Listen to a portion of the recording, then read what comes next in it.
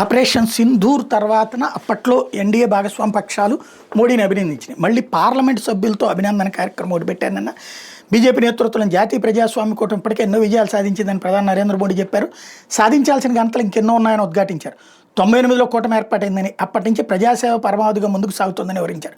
పాకిస్తాన్ మీద ఆపరేషన్ సింధూర్ విజయాన్ని పురస్కరించుకుని ఎన్డీఏ ఎంపీలు ప్రధాని మోడీని మంగళవారం ఘనంగా సత్కరించారు. బీజేపీ మిత్రపక్షాలను కలిసికట్టుగా పనిచేయాలని ప్రధాని మోడీ సందర్భంగా పిలుపునిచ్చారు.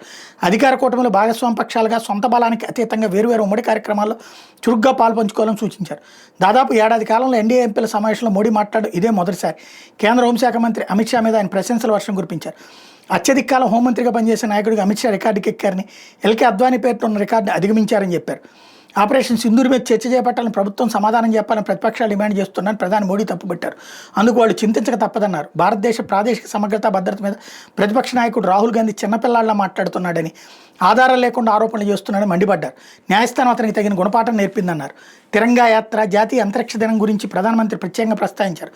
ఆయా కార్యక్రమాల్లో ఉత్సాహంగా పాల్పంచుకోవాలని ఎన్డీఏ ఎంపీలకు సూచించారు. కొన్ని చోట్ల మిత్రపక్షాలు అంత బలంగా బీజేపీ లేకపోవచ్చని, అందరూ ఎన్డీఏ ఎంపీలుగానే వ్యవహరిస్తూ కలిసి పనిచేయాలని చెప్పారు. 2019లో సరిగ్గా ఇదే రోజు ఆగస్టు 5న ఆర్టికల్ 370ని రద్దు చేశామని, 2020లో ఇదే రోజు అయోధ్యలో రామ మందిర్ నిర్మాణానికి భూమి పూజ చేశామని మోడీ గుర్తు చేశారు. ఇది ఒక చారిత్రాత్మక దినమని పేర్కొన్నారు. ఎన్డీఏ ప్రభుత్వం రాజ్యాంగాన్ని ఉన్నదొన్నట్టుగా అనుసరిస్తోందని స్పష్టం చేశారు.